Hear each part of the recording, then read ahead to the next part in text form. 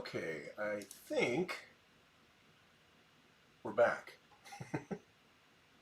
My apologies, but it looked like we had a little stream drama. So tell you what, I'm going to go ahead and share this out one more time. Yeah, like I said, unfortunately there's no way to resume a stream, so we just have to share it. All right.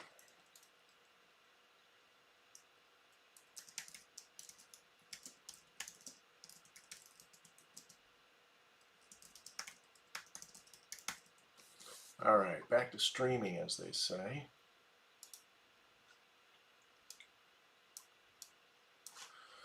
We're going to share this out one more time. See if we can get kicked out of some groups for sharing too much. And if we do, we do. My apologies.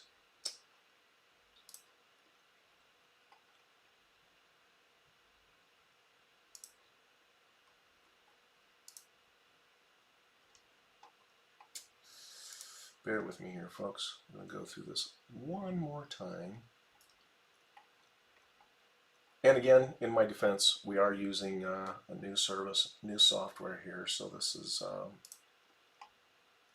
kind of new territory for us because we're streaming out to multiple destinations, just to make it available to as many people, obviously, as we can, because we're sensitive to what's going on in the world. We just want to provide you guys something to do, something to watch. Maybe get you interested in something to take your mind off of, various things that are happening, at least for a little bit. And maybe, who knows, improve or add to your skill set. And you never know, in the process, we might learn something too. We're all in this together, as they say. So, it's worth the extra effort to make sure that we get it out to everybody that we can. And I'm probably missing people. Yeah, there's a group I missed last time. Some people who have specifically asked me to make sure that when we go live, that we let them know.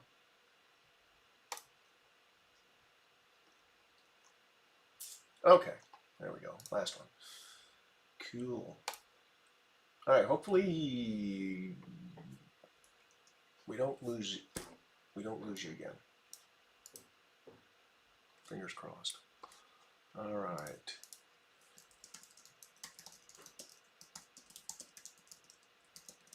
All right, quick message out there. Make sure everybody can see and hear us.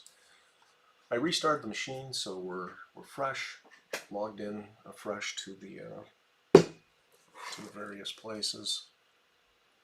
All right.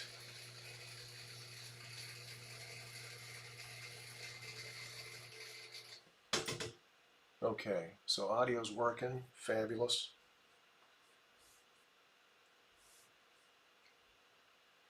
All right, yay.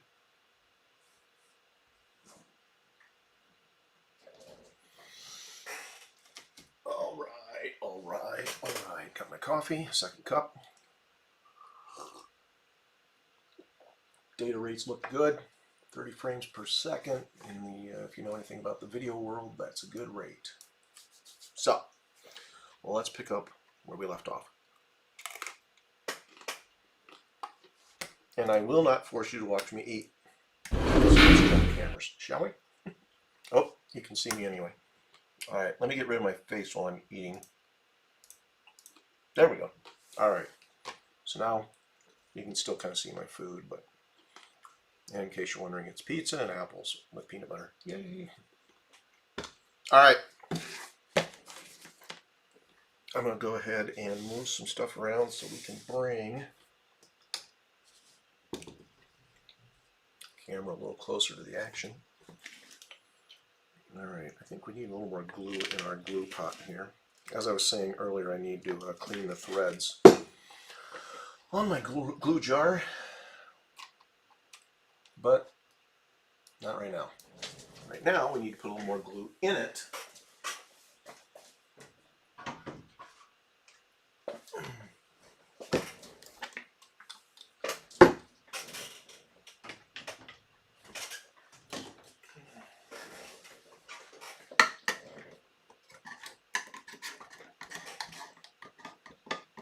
And you know what I realized? We need to turn on a fan for a little bit of circulation. Give me 1 second here.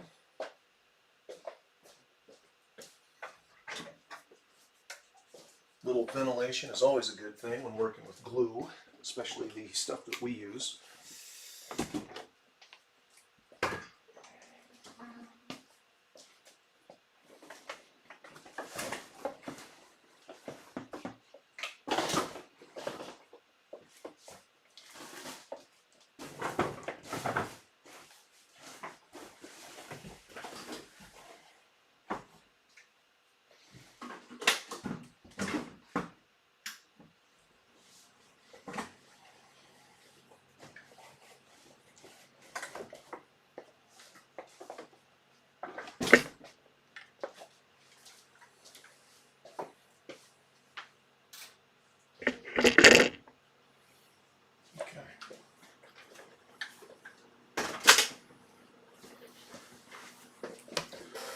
Fabulous.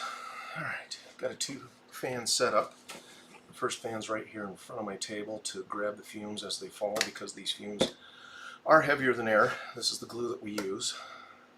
And then a second fan in the window to pull the fumes up and away.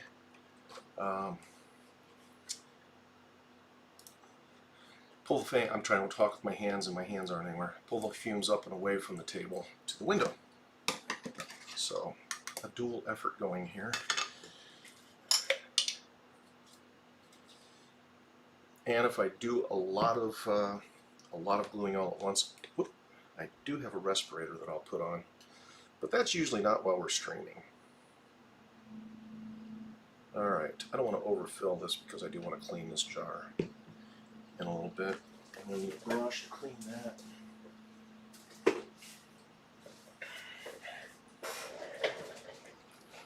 Clean that edge. Actually, I don't need to use this brush. What am I thinking? Never mind. Got our brush built into our glue pot. Let's not use another brush. Let's use the one that we got.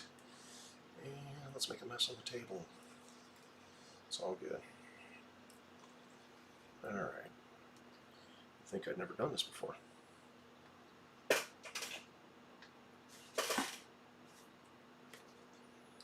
Alright. Yay! It's like toast. It landed. Fortunately, it's not like toast. It did not land the glue side down.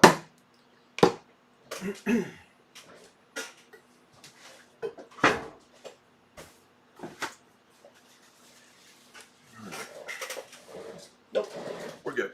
Floor is clean.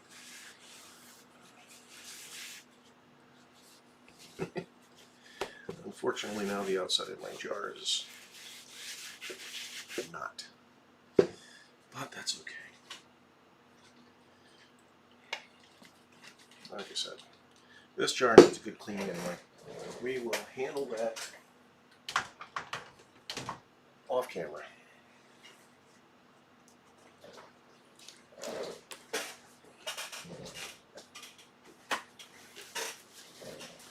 Okay, back to our bear trap build, and yes, I am going to eat on camera. Apologies if anyone out there doesn't like to see that. Actually, if enough of you say, please don't eat on camera, then I'll go ahead and stop eating. But for now, woohoo! All right.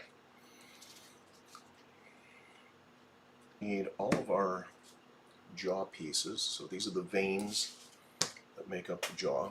And we'll move this camera again just a little bit so you can see what I'm doing. All right, so 4 of these here go in the center. Okay. And then this 2 of these here go on the edge, the second in from the end, and then these are our end caps. So what I'm going to do, first of all, put these over here and these over there for that jaw. I'm going to go ahead and take one of these here and mark a reference line that we'll be using to glue this. And basically you just want to kind of get an even distribution of the veins coming in. If you can imagine a center point out here, and in fact that might even help. Find a center point on your build mat if you're using a build mat. Center up your piece here. Here, let me move this a little closer to the camera so you can see what I'm talking about. So we're going to use this point here on the build mat as our center point. We're going to line up the bottom here because this is kind of a half circle. All right. So we're going to line up our bottom of the mask with this line that goes through this point here. Then we're going to line up the center of the mask with this line that goes vertically. So now we've got the center of our circle, right? If we take our veins and lay it on here and point this here roughly at the center point of the circle, we'll get a good, even, predictable distribution all the way around. And in fact, if you want to be even more exact, grab your ruler, which I got buried over here, and trace your vein to that center point. Okay, so I was actually a little off. All right, all the way around.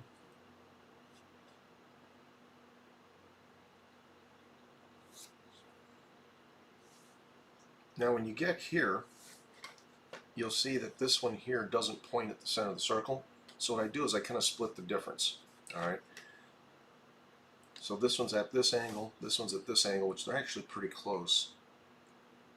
So I'm just going to kind of guesstimate that that's where I want that line to be. All right. So again, it's between. It's kind of a halfway point between these two angles here. This one is slightly angled. This one is slightly straighter. And then, like I said, I just kind of did a visual average between the two.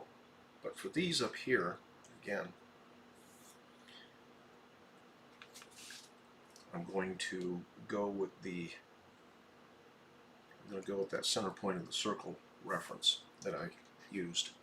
Okay, so now that we have this lined up, we're going to go ahead and take this other jaw piece, which is the mirror, right, of the jaw when we put it all together, and I'm actually going to back them up to each other using these marks as my reference.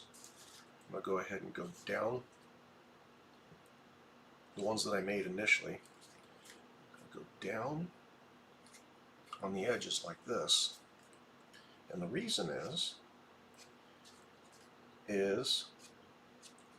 so I can get the exact same angle on my vein pieces here, or my teeth pieces, as close to the same as possible. All right, and the reason that this is important is because after you build these two jaw halves, okay, they will back up to each other with these pieces in between them, all right, to create the upper and lower jaw, and you want them to run at the same angle and match up. So you want them to line up when you put these two jaws together. All right, so there's that reference. That's the reference there for that one, that one, that one, and that one. We'll use our straight edge.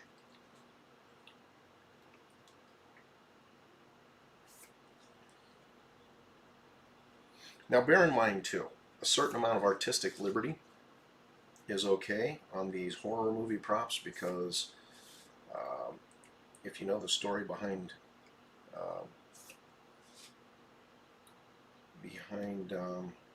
gosh, what was his name? The character? All right, help me out here. Well, I remembered it, but now I'm going to see if somebody else remembers it. Who was the name of the character? The demented character that put together all the saw traps, if you will, in the movie.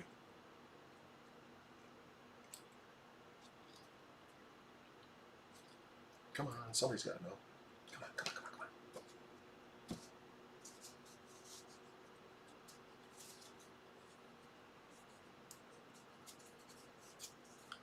Nobody knows? or nobody can hear me. One of the two. All right. Anyway, these traps, these things were hand built, and so they're supposed to have kind of a crude, rough nature about them. Okay, so now we're going to go ahead and glue our vanes right in here and get set up for our top pieces. So let's grab our glue jar.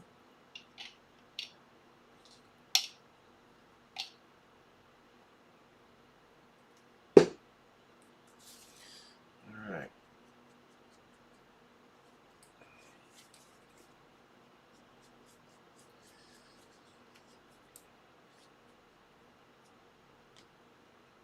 Let's try not to get the glue everywhere if we can help it. And the character's name was Jigsaw.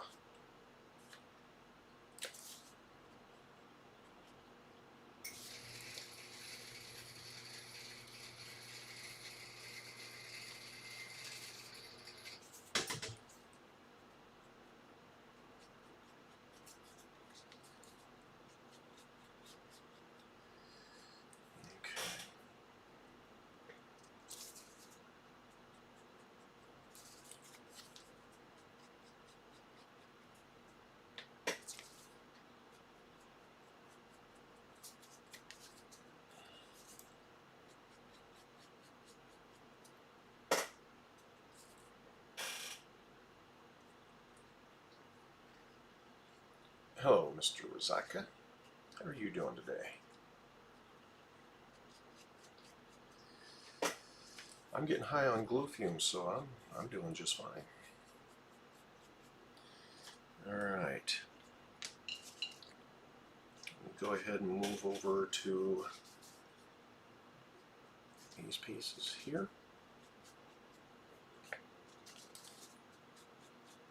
And then we'll lay down the glue on our jaw platform here.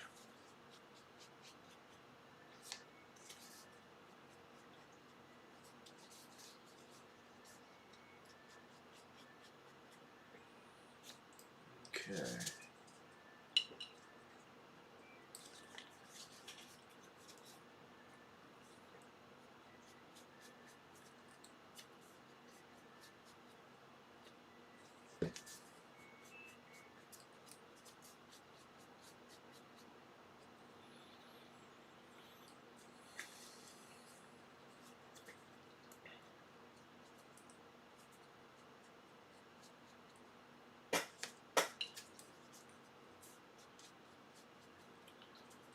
Excellent. All right, we're going to do the tops after we get the vanes attached to the inner pieces. These are the inner pieces. We'll do these after we get the vanes attached to the outer pieces of our jaws.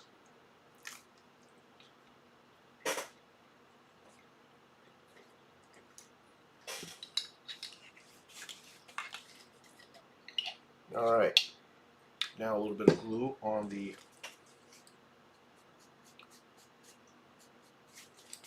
outer jaw pieces where our veins or our teeth are going to glue into this.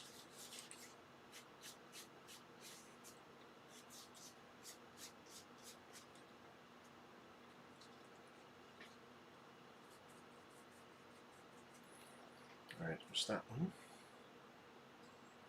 Put this over here.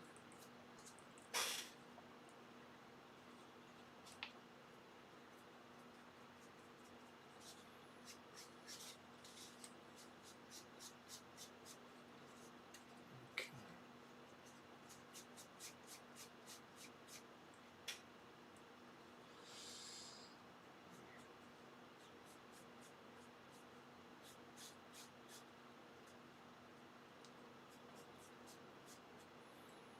All right. Looks like we missed an end here. Now, any of you that know me know that I like to keep moving forward. So while this glue sets up, we're going to go ahead and glue up the pieces that need to be doubled. So I'm going to go ahead and get some glue on these pieces here.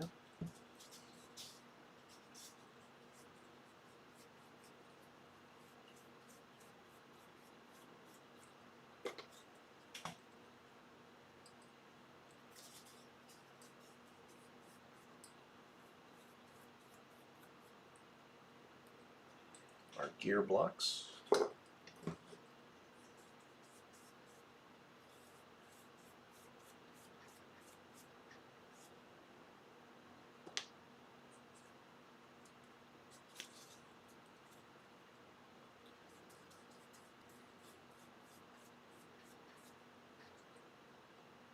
Our timer, our octagonal shaped clock timer, which goes on the back of the neck band.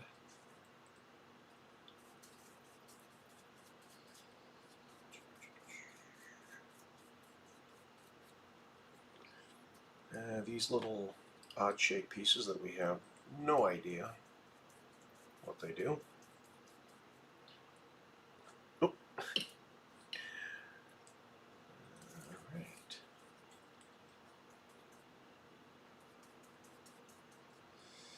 There's those. And then this is the other unknown article that goes on the back. Some kind of a spring slash gadget slash timer next to the timer device.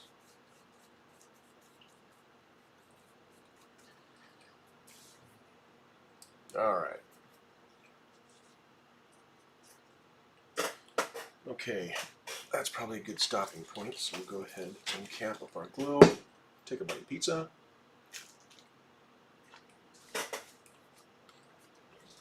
As you can see, the glue doesn't look wet anymore, which means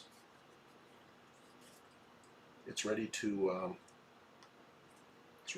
attach the other pieces to it. Those edges are looking not wet as well.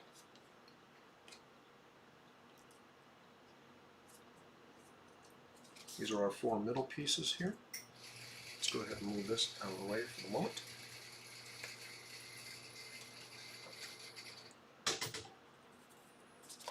Starting with this piece here, the flat piece goes toward the outer part of the jaw.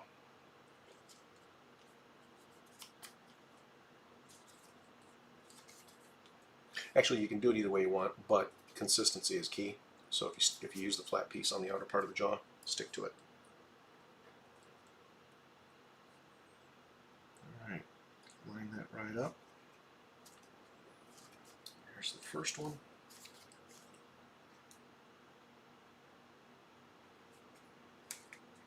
And our second one.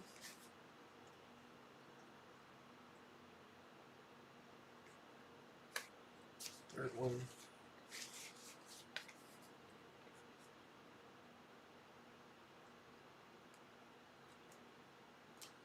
And our fourth one.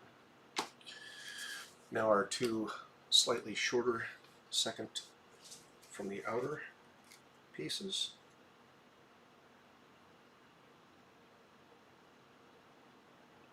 And they get progressively shorter because the jaw gets fatter at the front and then narrower toward the sides. So that's the reason that there's a difference in the shape. Okay, looking good. And then finally, our end pieces. There's a lot of overlap here, and that's okay. We will trim everything once we've got all the major components assembled.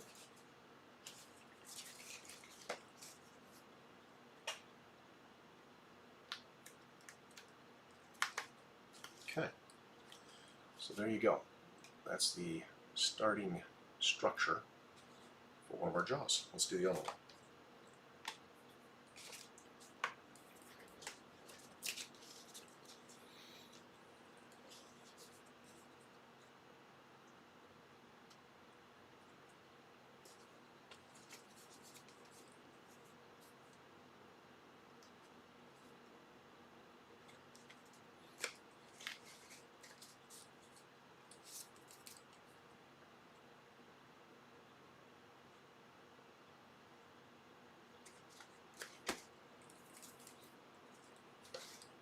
sure you glue the right pieces in there, or we'll be cutting more foam and doing it again.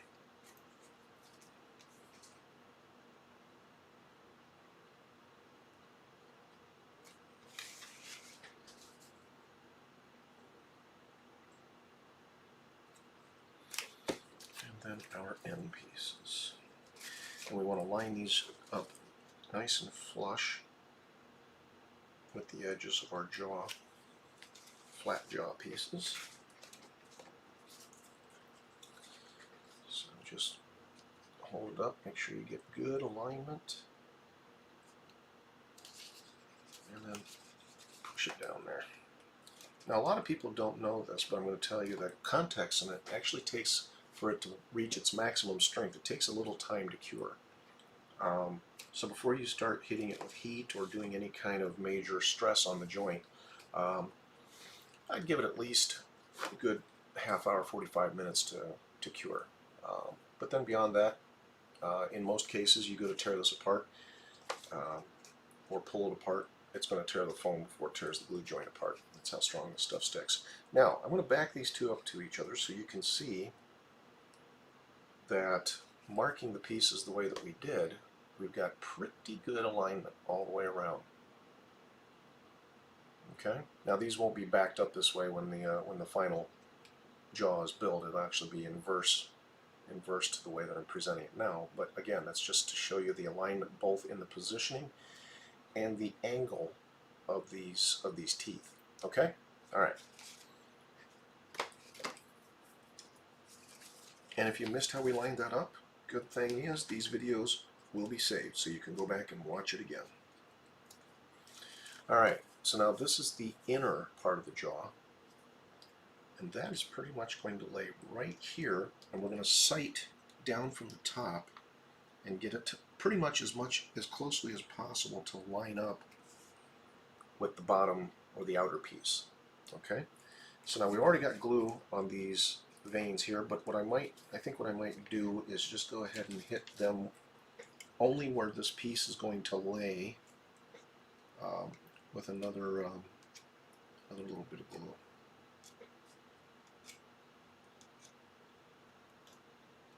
At the same time, I'm going to mark across the top of this piece, and we'll be generous with our margins, so we don't have to be, you know, scientifically accurate putting this piece down. But I marked where the piece falls on these veins here, so we can put our glue on the other side roughly in the right place, so we have no trouble lining things up and having glue where it needs to be. Alright, so we get the end here. Alright, there's glue there.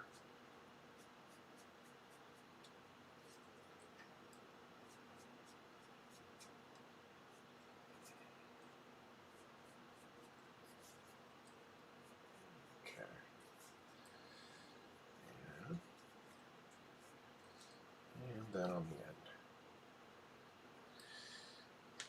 Remember, with contact cement, in most cases, less is more. So don't layer it on there in thick layers. It just takes longer to dry and to set up, and actually have a tendency to make the joint a bit weaker if you use too much glue. Somehow I got glue on my table. Not the first time, won't be the last. Must have dripped or something. Alright, so that one is ready. Let's go ahead and measure the other side here.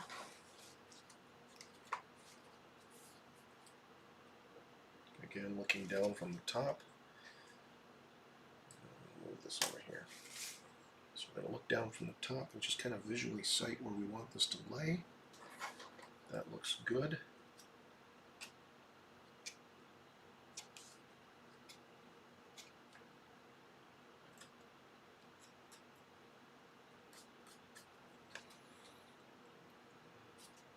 Draw in our reference marks for the glue. Make sure your teeth are standing straight up, because that's where they're going to be. That's where they will wind up when we attach everything. Move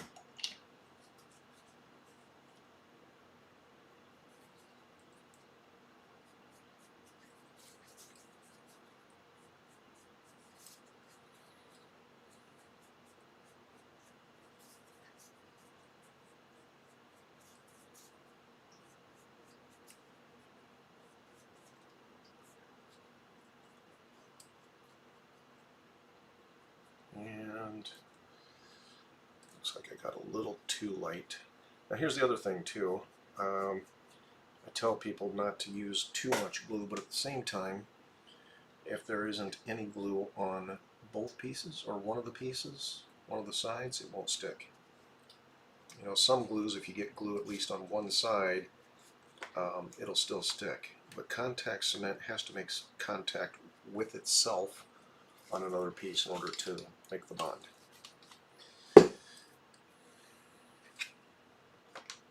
Alright, while we let those dry, I'm going to go ahead and attach these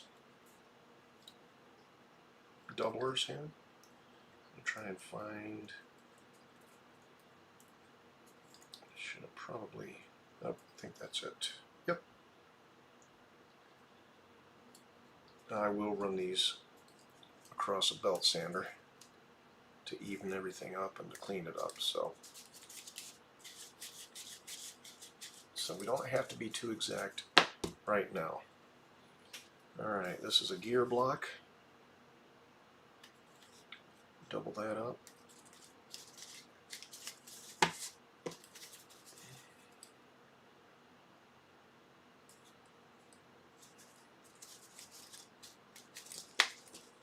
There's those. This is our, let's call it our gadget panel. Because that's kind of what it is. It's just a gadget panel.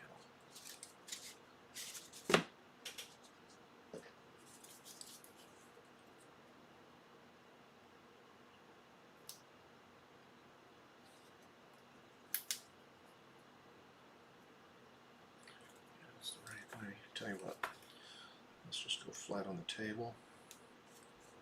Butt them up towards each other and burnish them down. Alright, so there's some major components that we've doubled up to give them the dimension that they need when it comes to assembly.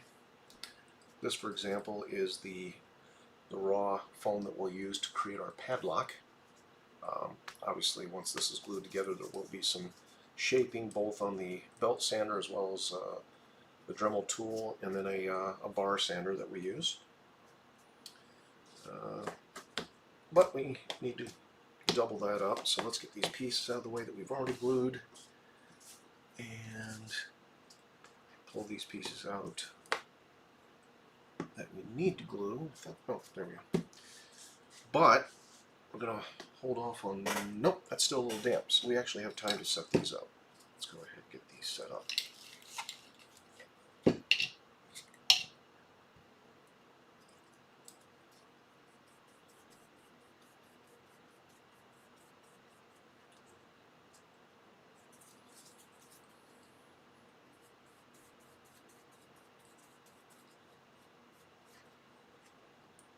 Okay, there's those two.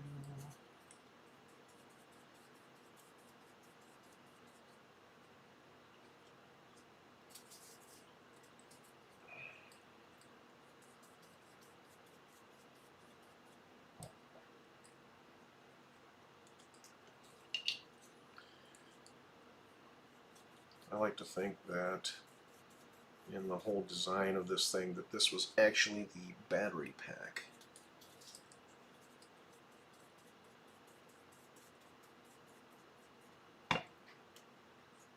Alright, and then finally, our lock.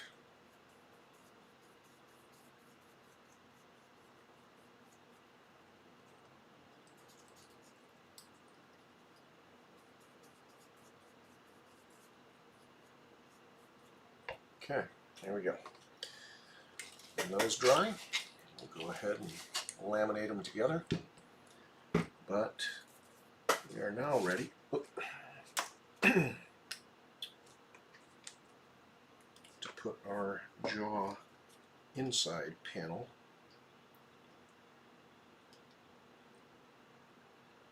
So again, remember, I'm just going to line this up visually. So looking straight down here, I'm going to, as closely as I can, line up the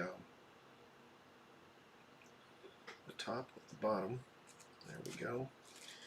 And then as we go around, actually what I'll do is I'll do the same thing on the other side as well to make sure that we're I find that if I attach the two ends and then work toward the center, I have better luck of this actually landing where it's supposed to. Okay. I want to make sure that these teeth are straight up and down as much as possible. Again, remember, this is kind of a crude device, so if it's off a little bit, it's not going to matter. But do everything you can to keep this off of the other ones until you get a chance to make sure that they're lined up and in the right place. Okay, we'll drop that down there.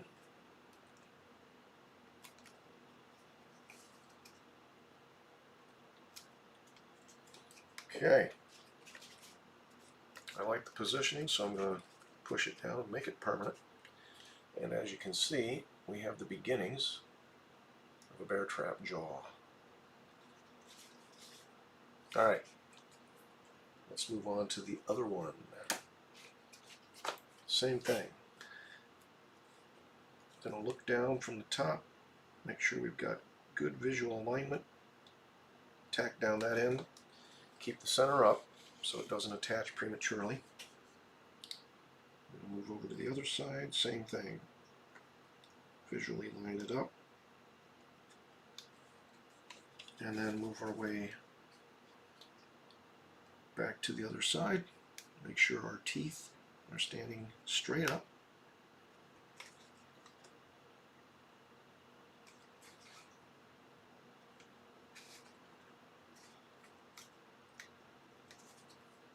Okay. Now, remember what I told you about alignment before? Because we made our reference marks from one to the other, you see that we still have pretty decent alignment. Again, barring any slight abnormalities or irregularities. Because again, this was not a mass-produced item, this was a hand-built item meant for one thing, ripping people's faces apart. Alright, so there's our jaws. Alright, before we move on with these, let's go ahead and laminate our pieces together here.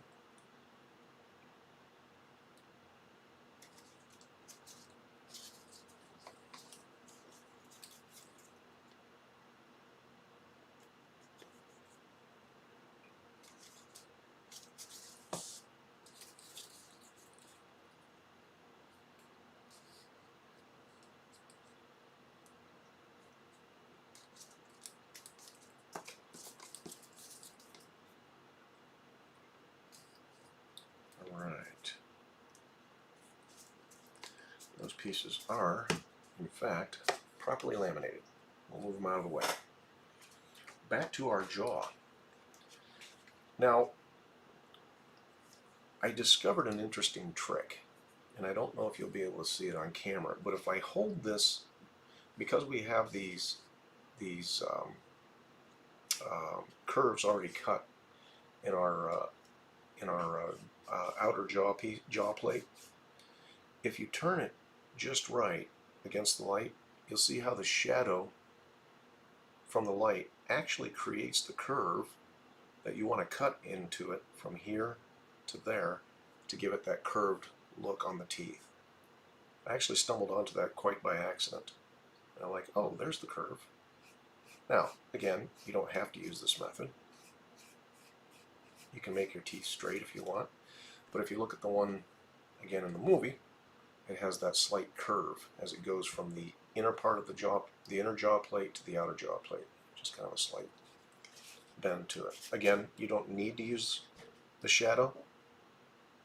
You can just freehand it. But if the shadow makes it easier, why not use it? Now the end plates here, we're going to make, that's just a straight cut. So I'm just going to go ahead and sketch that straight across. In fact, I'm going to do that from the outside, like so. And then same thing with the end down here. Okay, so that's where we'll trim that. See that curve right here? I don't know if you can really see it, but there you go. Now you can see it. I'm just going to follow the curve. I've got a pretty good eye, so I could freehand it, like I said, but why do it if you don't need to? And the cool thing is this curve actually matches this curve here. It's a very graceful transition from the outer to the inner jaw plate.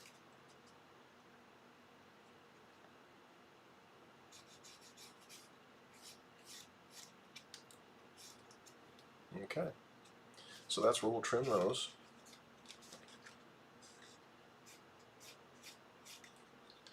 And then I'm going to trim the ends off here. Now at the same time, we'll need to trim the insides here because we're actually going to put a panel. I'm going to put a panel on the back of this. So let's go ahead and draw some reference lines there.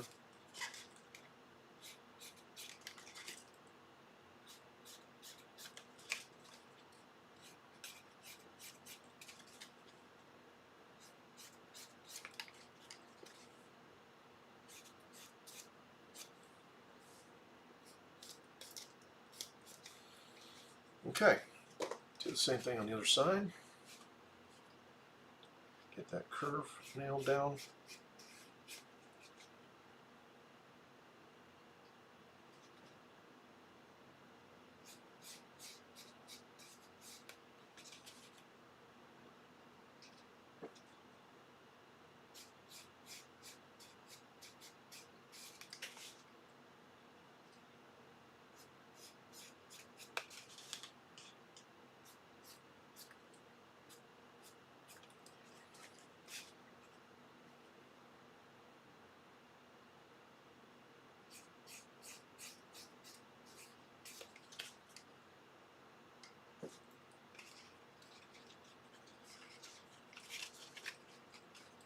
Come from the opposite side for this one, maybe. There we go.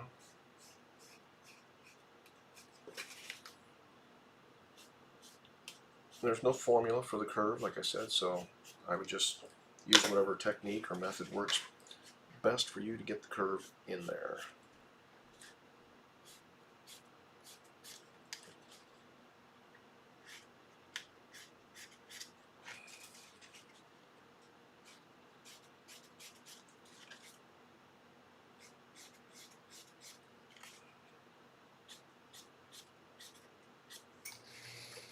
Okay, our trusty knife that has been sharpened.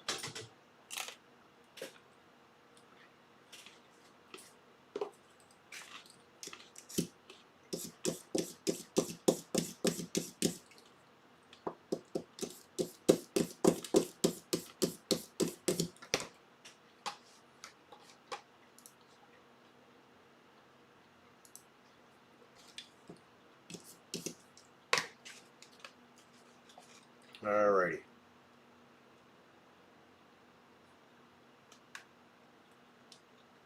Okay, I sharpened that blade, but it is not acting very sharp. And we're kind of doing some slightly more, well, let me give it one more sharpen and see. Maybe I just didn't sharpen it enough.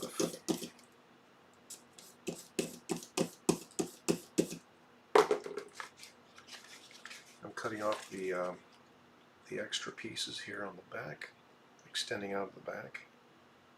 Because as I said before, we have a plate that we've cut out once we get these two jaws glued together.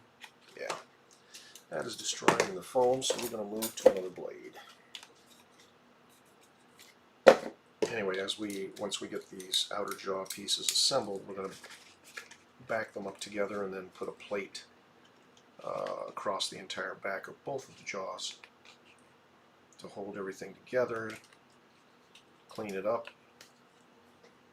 provide some additional structure for strength.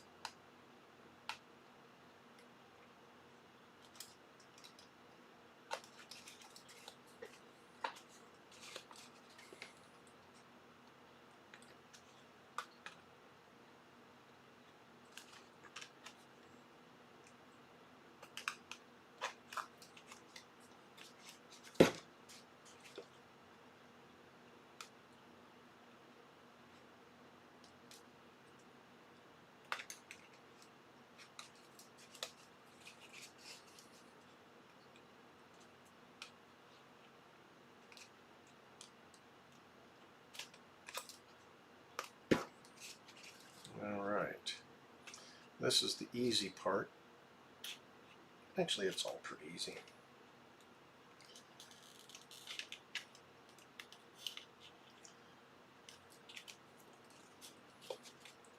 This is just tedious because you don't have a lot of room to work. The front part of the jaws with the curve on the teeth is a little bit more tedious only because of the curve.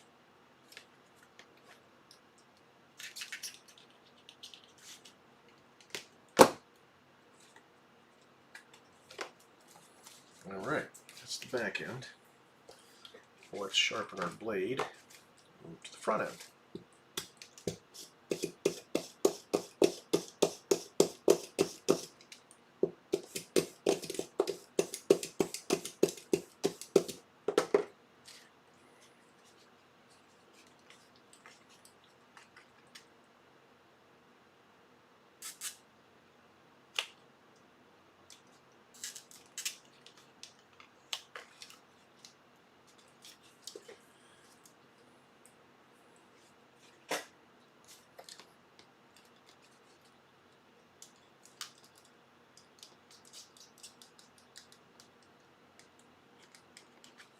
Not sure why. We usually get more than a couple of cuts out of these blades before they go dull.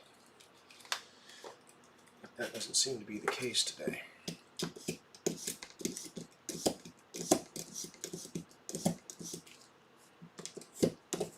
Got a coarse and a fine side on this sharpener, and I find that the best sharpening that can be done is start with the coarse and then work your way back to the fine. And then you get a few more cuts before you have to go and sharpen it again.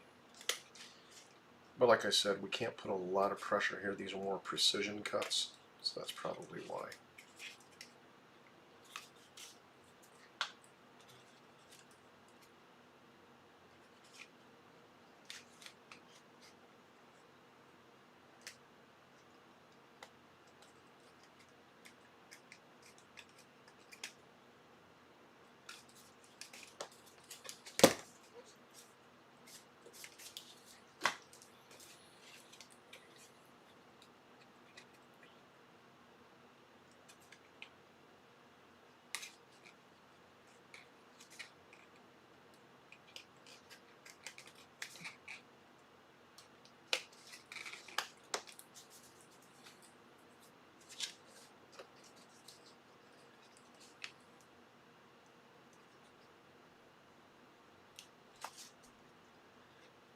In this particular scenario, you will be most likely cutting toward your hand, so a modicum of caution is advisable.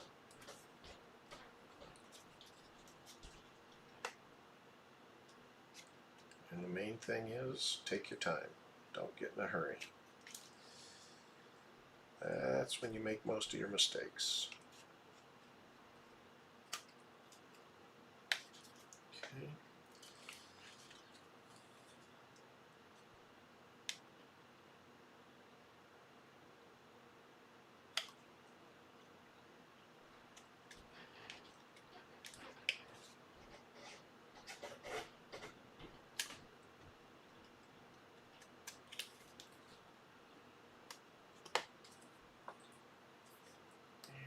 Let's go ahead and grab one more sharpening here.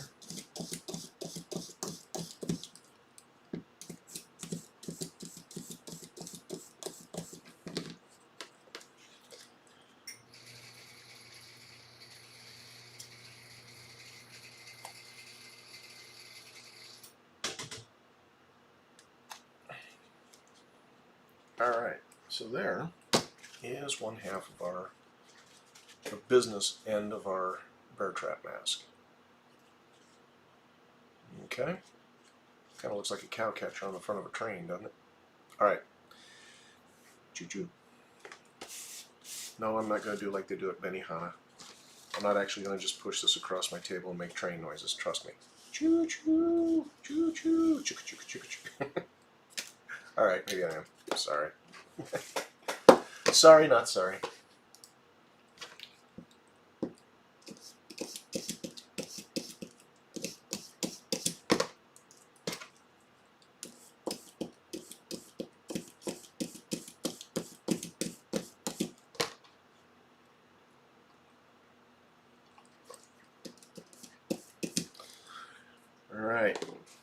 trim this baby down, and then we get to do something else.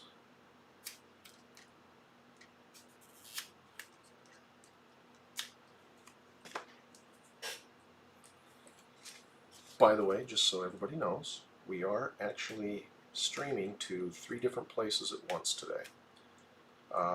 Obviously, if you're watching us on these channels, you already know that we're on your particular channel or your particular platform, but we are streaming on Facebook, YouTube, and Twitch. We will be adding more channels in the future, but for now we figured that was good enough.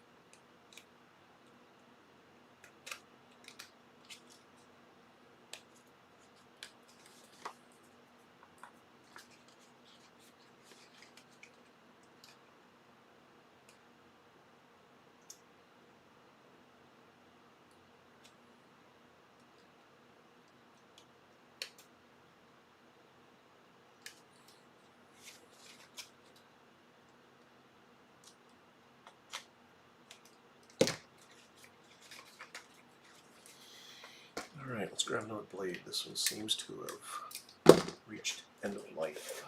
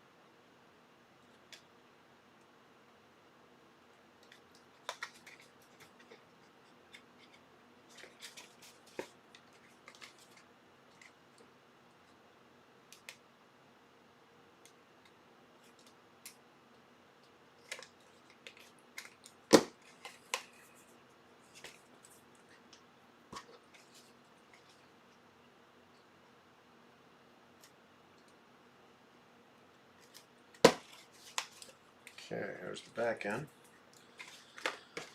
Let's move around to the front of our jaw.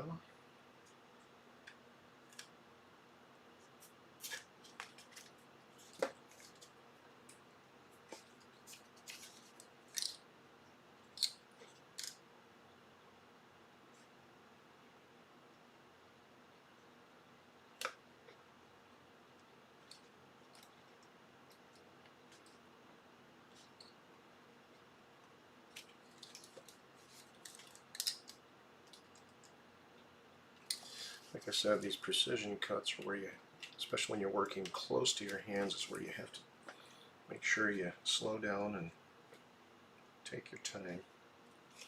Getting in a hurry here, you not only run the risk of destroying your piece, like I almost did there, but also cutting yourself.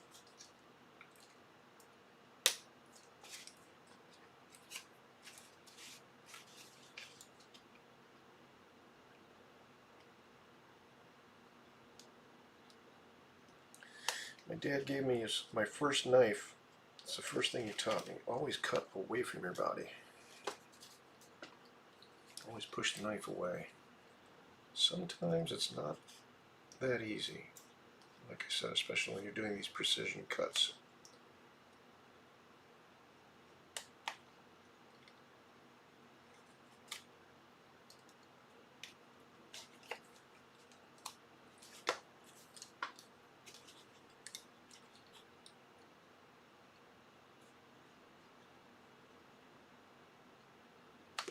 Now, of course, he didn't work with hot glue, so he had no advice when it came to hot glue, which I had to learn all that on my own.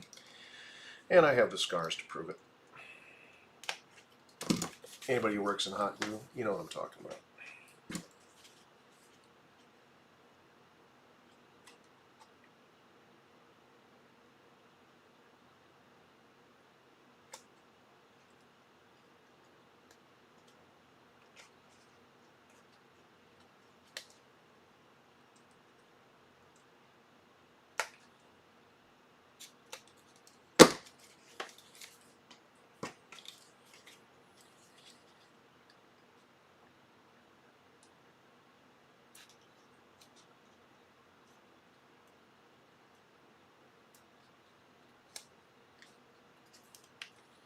Okay. Now, with both of the jaws, the skeleton of them created, you can kind of see where we're going with this. This is where we're at. Kind of starting to get that bear trap look, huh? Who wants to play a game? All right, now we have this panel. I'll take these pieces off of it here.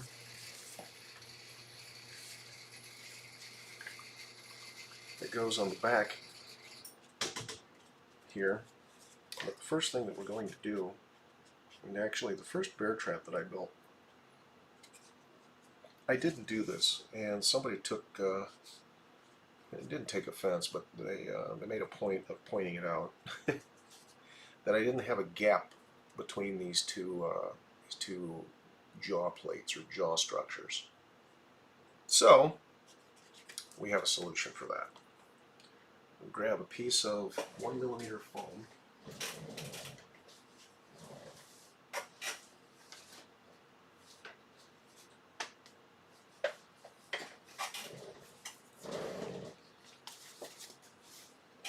Actually, 2mm will work just as good.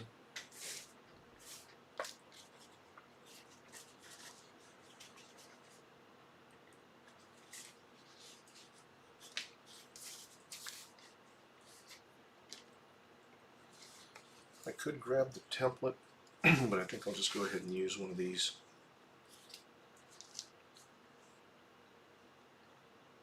One of these actual jaws as my pattern.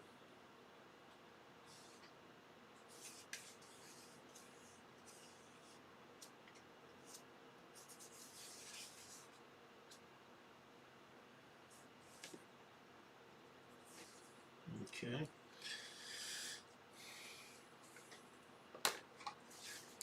So I'm going to go ahead and cut this line here first. That would be the back end of the jaw.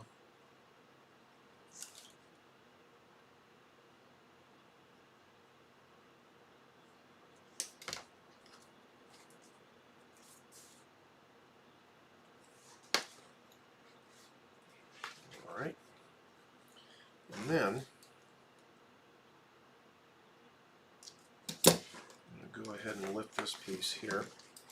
And then just using my finger as a guide, I'm going to draw another line about 1/4 of an inch in, which is about half the width of that inner jaw plate.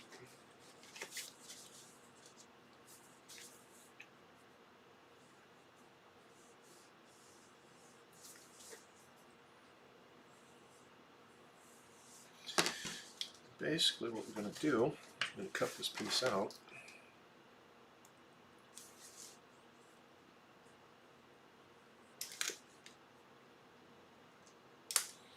I've got a little thinner over here, so I'll just widen it out a little bit.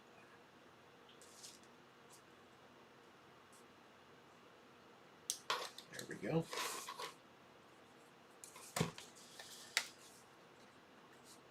And we're just going to use this little piece of tool to create a shim along the edge here that we can set our jaw on top of and then create a gap, which understandably so does increase the realism a little bit. So let's go ahead and set up one side here for our shim. And I'm not going to go too far in with this glue because I don't want to accidentally glue the jaws together further out. So just a little bit of glue around the inside edge, like that. And then we'll go ahead and apply glue all over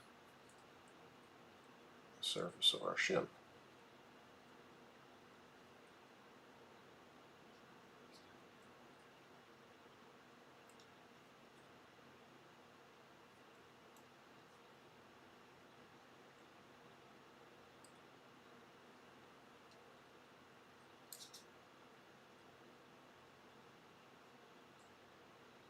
There we go. Alright, we'll let that set up. Actually, while we're waiting for that side to set up, we'll go ahead and prep this side of the jaw as well. And all we'll have to do is apply glue to the other side of the shim once it's in place on the other half of our jaws.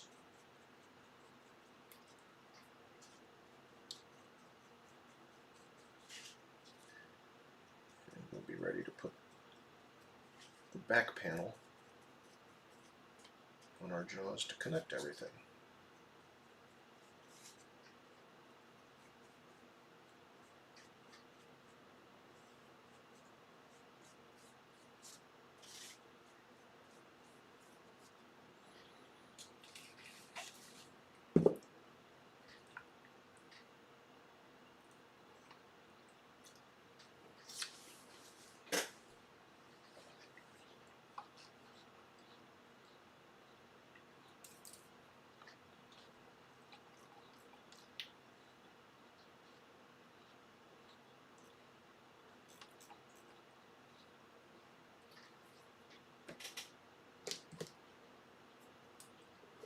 Now, while we're waiting for that to dry,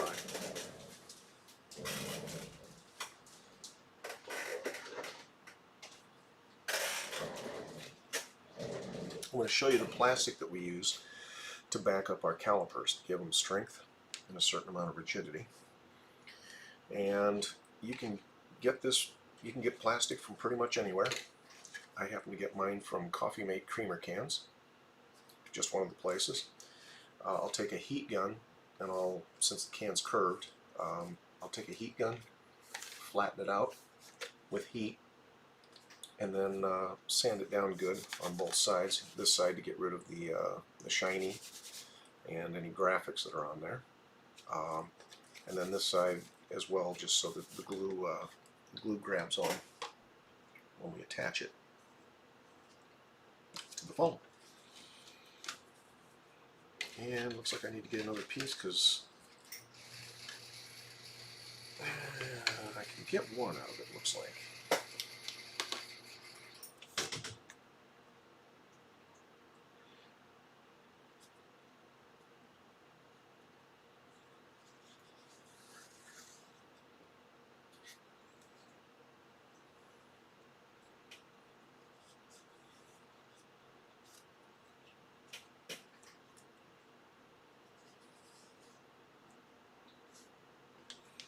Okay, and I like to put the plastic on both sides, on the same side I should say, of both pieces. So I'm gonna double check. Alright, so I want it on the back side of both of these pieces here. So I'll lay that down there because I need to just get a piece of plastic that has enough room.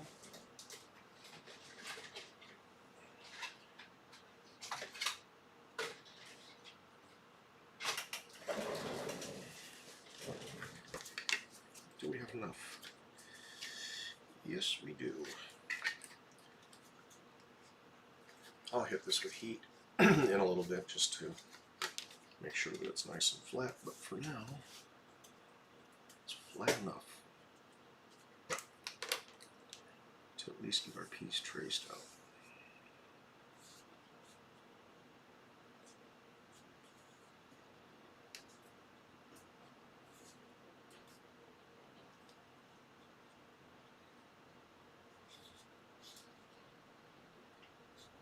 There we go. Okay, so those are two pieces of plastic that we'll use to laminate our caliper.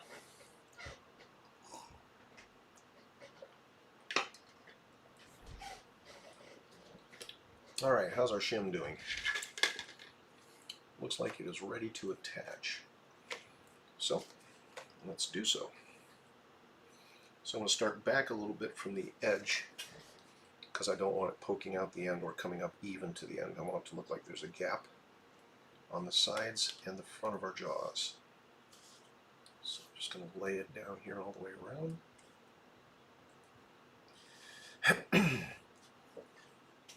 And as you can see, it comes up a little too close on the other side, so I'll just trim that end off. And then laminate it down there. And that's what we have. So there's our offset shim. We'll go ahead and hit just the top of the shim with a little bit of glue.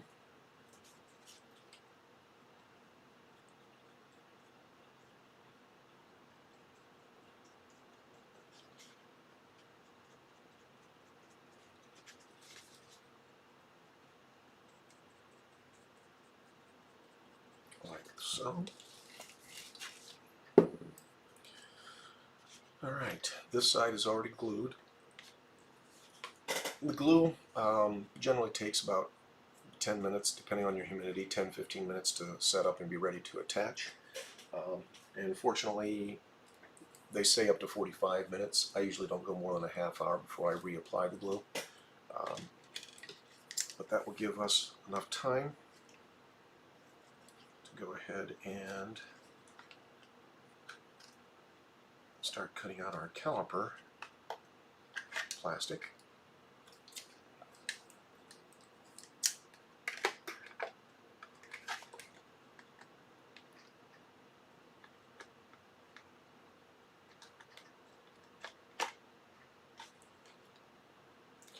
You could use a knife to do this, but I found that a good quality pair of scissors works much better.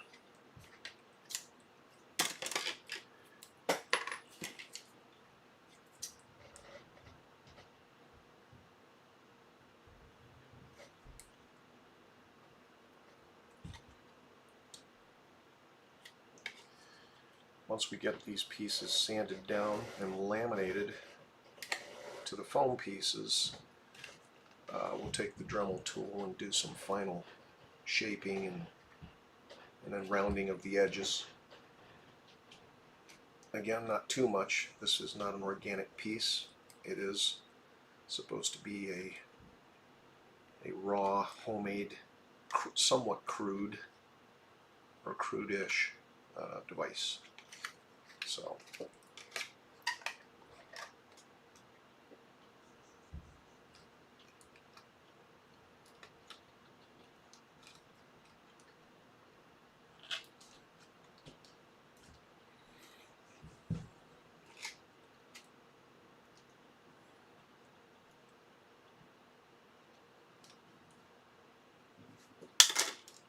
Okay, so there is our first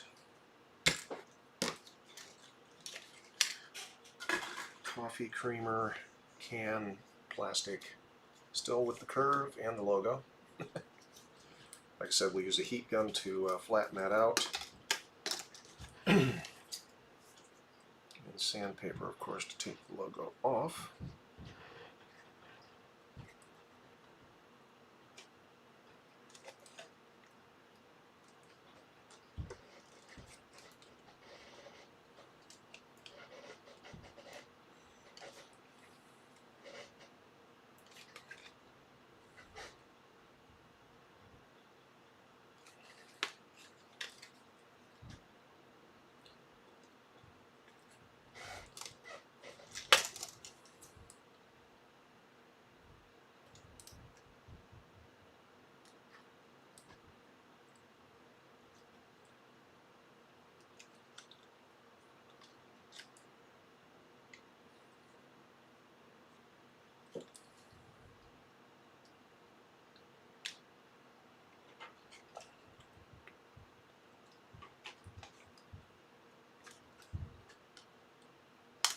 Alright, there is our plastic pieces that we will use again to laminate to our foam pieces. But our shim has dried, so now we're going to go ahead and attach these two jaw pieces to each other. So I'm going to line up the ends and the inside, make sure everything is at the right angle, and then I'll line up the other end.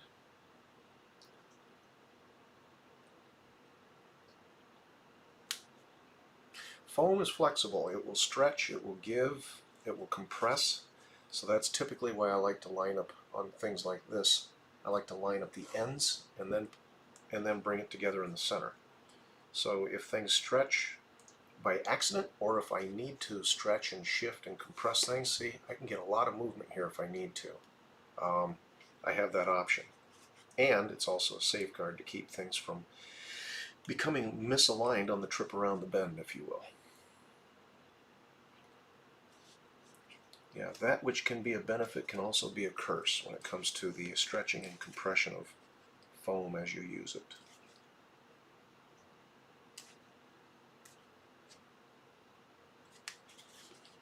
Alright, we've got it lined up in key points and slightly misaligned in others, but remember what I said earlier, as much as we want to get things to line up and look somewhat symmetrical, again, this device is a crude, homemade, handmade, welded together piece of equipment, so its irregularities in the final product is not necessarily a terrible thing.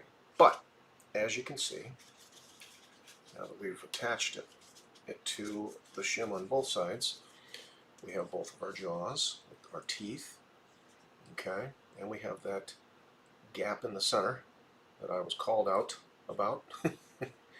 It was constructive criticism. It wasn't like someone was being mean about it. But now we've got the gap that again gives the illusion that this is, you know, exactly what it is. A pair of jaws that can be separated, even though they cannot. I actually had somebody ask me once if this thing really worked, and I'm like, I certainly hope not. And I wouldn't advise building one that can. Just, you know, I don't know. Not a good idea. All right, so let's move on to putting our back panel in.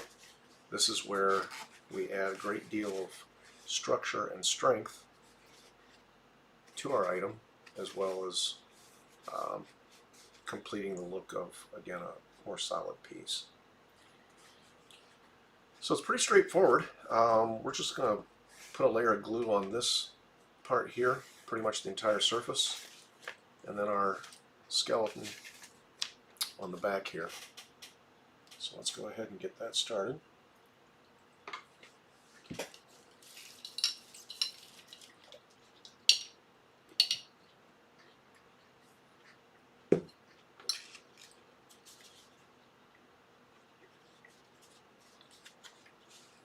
Alright, we'll go down the center first.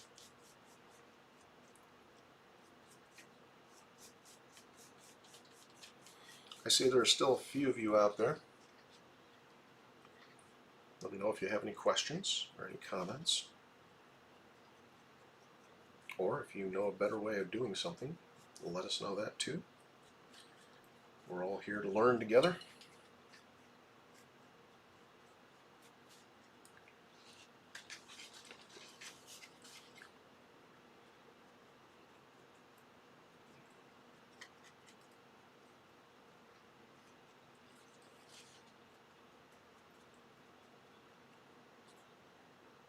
Okay.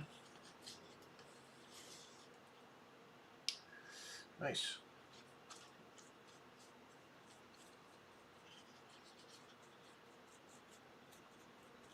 Nothing like dribbling contact cement all over your hand and everything else.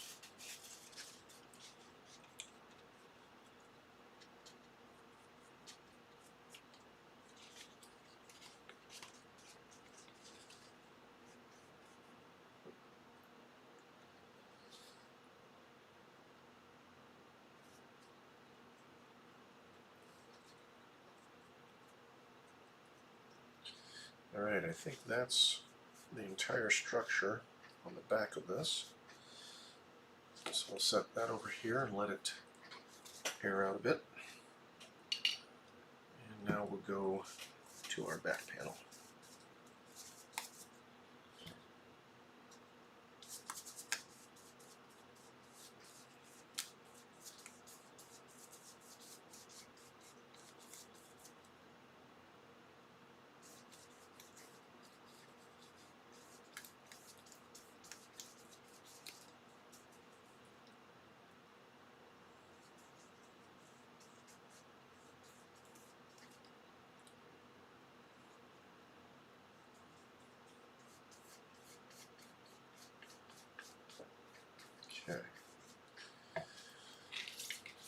that is set up and ready to attach.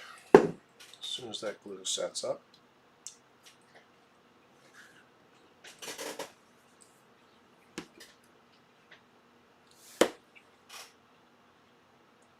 alright, so occasionally we'll get to this point, but there's not a lot left for us to do. In this particular case, we've already doubled up all of our major components, and created our laminate.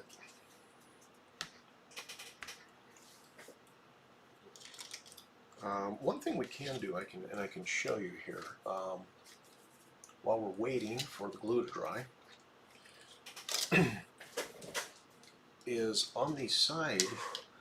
Let me bring up a reference picture for you really quick here.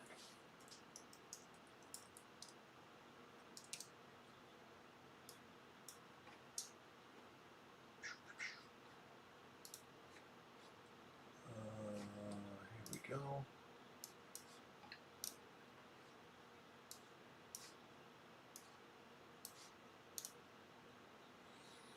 Alright, so this is what we're building. Okay, and if you'll notice here, there's a spring. I mean, there's a lot of stuff going on here, but the spring is the main piece that I wanted to just kind of show you how to make this real quick. You can't use a regular spring, reason being because the regular spring would create way too much tension.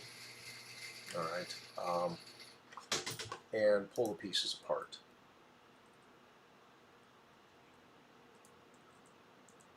There's a better shot of it. So there's the spring. Okay, it looks like a real spring. And basically what we do is we take a piece of wire and we create a fake spring. So let's do that while we're waiting for this to dry. We're going to create a fake spring.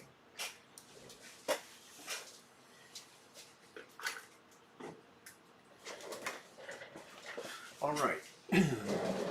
I like to use a coated wire, so there's copper in here. This is a solid wire, which is going to give it a certain amount of rigidity, but because it's copper, it'll bend, and easy to bend, I should say. Let me move this out of the way so you can actually see. It's easy to bend, and it maintains its shape. Okay, so quite simply,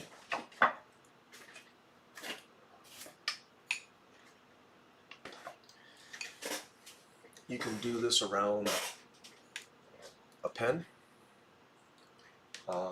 You could even do it around a pencil. So you're going to get different sizes of springs with the smaller or larger diameter of whatever it is that you're using. I have a, I believe this is a half-inch dowel that I like to use. So basically, I'm going to leave a little bit of the end exposed here. So I'm going to go a little bit longer on the end. I'm just going to hold it down with my thumb and then just wrap it around the dowel. I want this spring to be probably, if I remember correctly, a couple of inch and a half or 2 inches long. Nice and tight. And then just kind of shove it all together like that. Okay? Alright, so that's probably enough coils. Alright, I'm going to need a pair of wire cutters.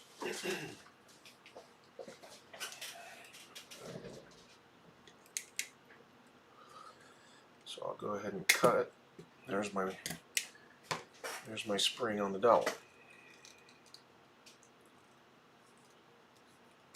And when I take it off, we have a spring. And you want to spring it out a little bit, no pun intended, and then you can even up your coils.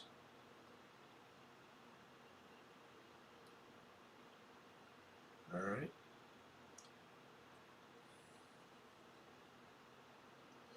But there you go.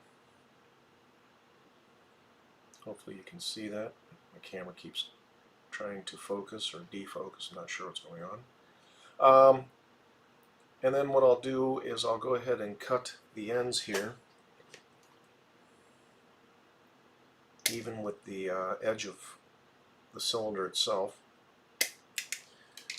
And then, if you take a pair of needle nose pliers, go about halfway down one of the coils, and bend it out like that.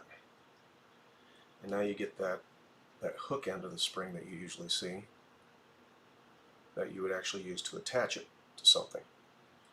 I'll do the same thing for the other side.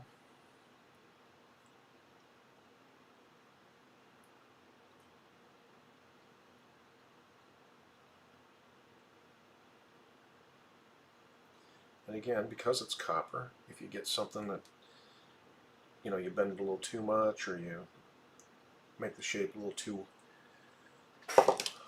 you crimp it too much one way or the other, it's soft enough where you can go back and adjust it. But there's your basic spring. And then we'll put that in between our calipers. Right about here is where that sits once this is all created. And the nice thing is, there is zero tension on this.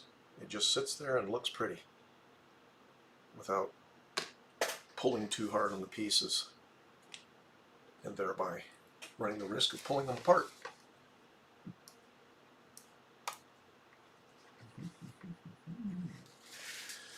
Alright, well that took enough time. I think that we actually are ready to glue this back onto the jaws. So, let's go ahead and do that. And basically, let me move all this out of the way. Basically what I'm going to do is I'm going to,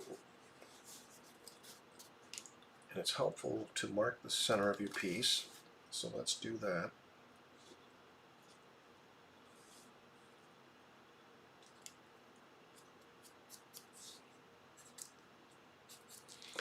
Alright, and then I'm going to roll this like so. Alright, so when we lay it down here, first of all, we don't have to worry about something sticking accidentally to one side or the other before we're ready to. And then this also gives us the ability in our edges to make sure that it's square, so when we unroll this, there's plenty of foam to cover the entire inside of the structure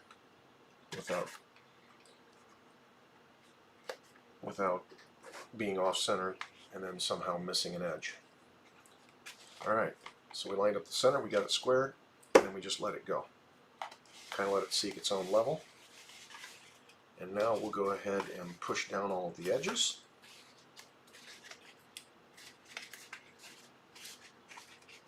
Top, bottom, sides.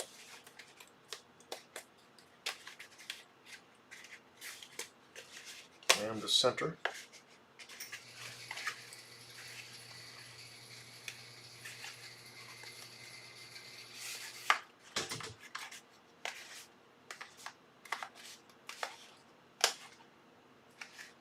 Careful how much you push, you don't want to compress it too much.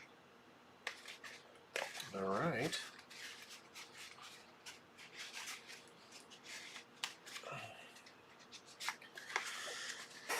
Alright. And then you can go ahead and push your teeth into it as well.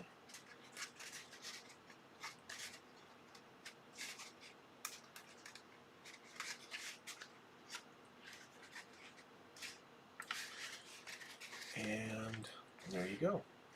Now we have a back on this thing. We'll go ahead and grab a sharp knife blade and trim off the extra on the sides and the top and the bottom.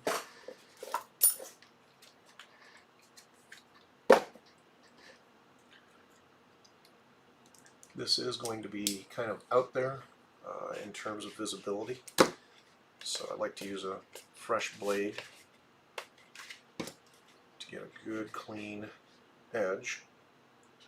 Again, as much as possible and as much as necessary, because again, the nature of this item is not that it's a perfect looking piece. A little bit of imperfection actually lends to the homemade look of the original. Alright, so let's come here. Again, taking your time.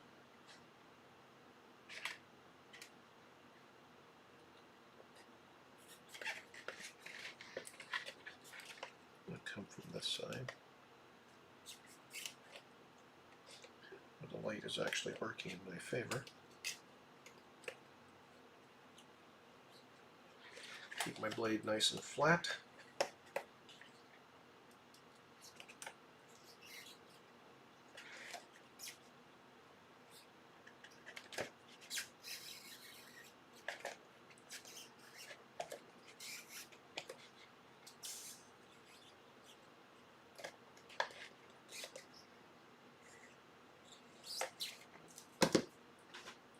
Alright, so there's one side. Let's go ahead and flip it over here and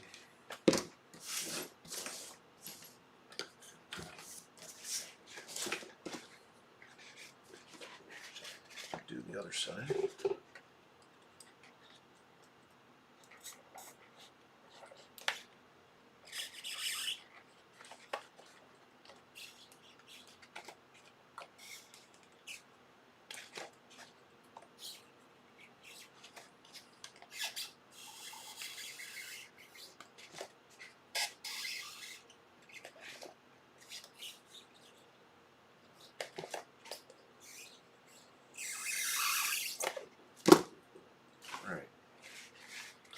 All that's left is to trim this side down here.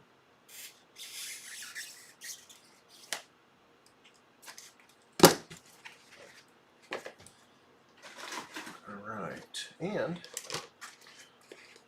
that is, again, the business end of our reverse bear trap mask from saw. At least the basic structure.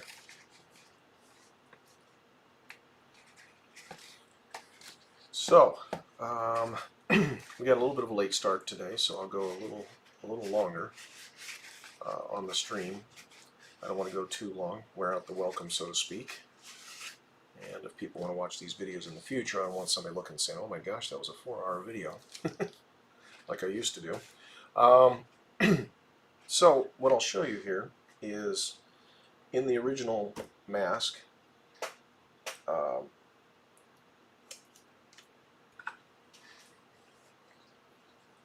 There were bolts.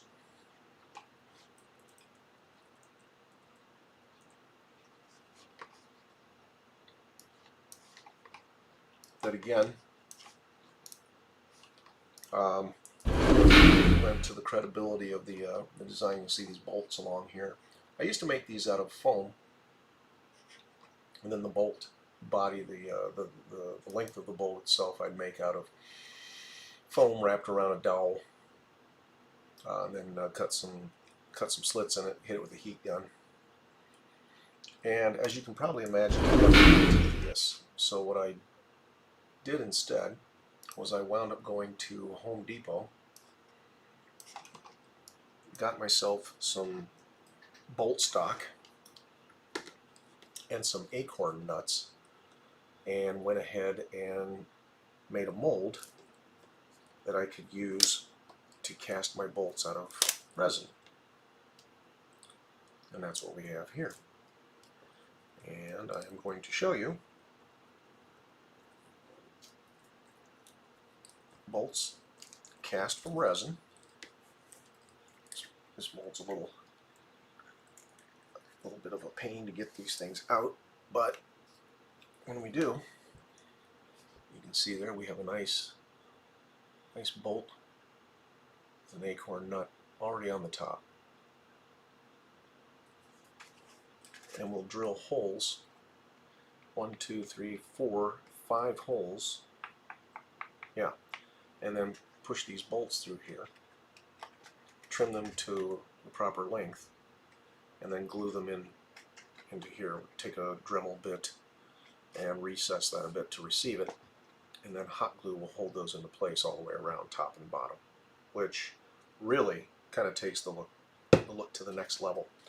Now this is something, these bolts are also something that we used on a new item that we've just created for our friend Mr. Adam Lane down in Texas of Dark Creations ATX. We use these same bolts, and I'll show you a quick picture of this wonderful device. And that is me wearing it. This is kind of a torture head compression primitive medieval cage thing. We use the bolts on this as well. A lot more of them, but as you can see, it really, using these cast bolts in place of doing anything with foam or hot glue or something like that really speeds the process up. And this mold, I mean, I've made molds before. I use Mold Star from Smooth On. It's good stuff because, I mean, I'll get hundreds if not thousands of bolts out of this one mold. So yeah.